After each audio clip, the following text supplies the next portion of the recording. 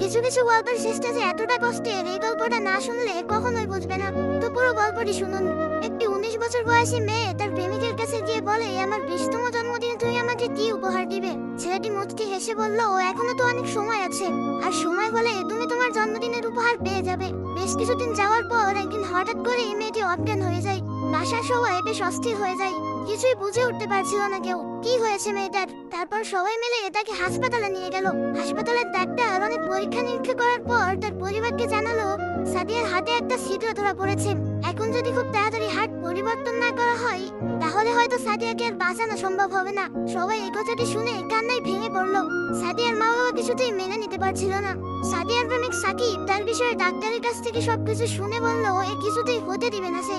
তারপর সাকিব মেয়েটির রুমে গেল, দেখলো তার ভালোবাসার মানুষটি বিছানায় শুয়ে আছে। সাকিবের কাছে যেতে এই মেয়েটি বলল, সাকিব, আমি মনে হয় আর বাঁচবো না। সাদিয়ার চোখের পানি মুছে দিয়ে সাকিব বলল, কে বলেছে তুমি বাঁচবে না? তুমি খুব শীঘ্রই ভালো হয়ে যাবে। মেয়েটি বলল, তুমি কি করে জানলে? ডাক্তার তো বলেছে আমার হার্টে একটা ছিদ্র ধরা পড়েছে, আর আমাকে বাঁচানো সম্ভব না। ধুর পাগলি, তোমার কিছুই হবে না, দেখো তুমি ভালো হয়ে যাবে। এভাবেই বেশ কিছুদিন যাওয়ার পর সাদিয়া সম্পূর্ণ সুস্থ হয়ে যায় এবং বাসায় ফিরে যায়। বাড়িতে ফিরে এসে সাকিবকে খুঁজতে থাকে, না পেয়ে সাকিবের বাড়ি চলে যায়। সাকিবের বাড়িতে কেউ নেই। অবশেষে সাকিবের ছোট বোনের দেখা পেল সাদিয়া। কিরে, তোমার ভাই কোথায়? সাকিবের বোন কোনো কথা না বলে হাতের ইশারা করে সাকিবের রুমটা দেখিয়ে বলে উঠলো, টেবিলের উপরে আপনার জন্য একটা চিরকুট রাখা আছে। সাদিয়া কথাটি শুনে রুমে গিয়ে চিরকুট হাতে নিয়ে পড়তে শুরু করলো।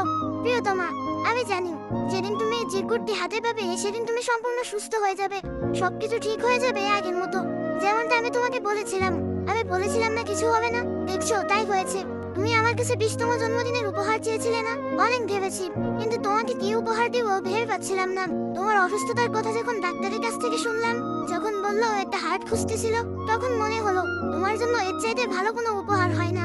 আমার হার্টটাই ছিল তোমার জন্য শ্রেষ্ঠ উপহার, যা আমি তোমাকে দিয়ে গেলাম। মন খারাপ করো না, আমি আকাশের ওই উপর থেকে তোমাকে সব সময় দেখবো।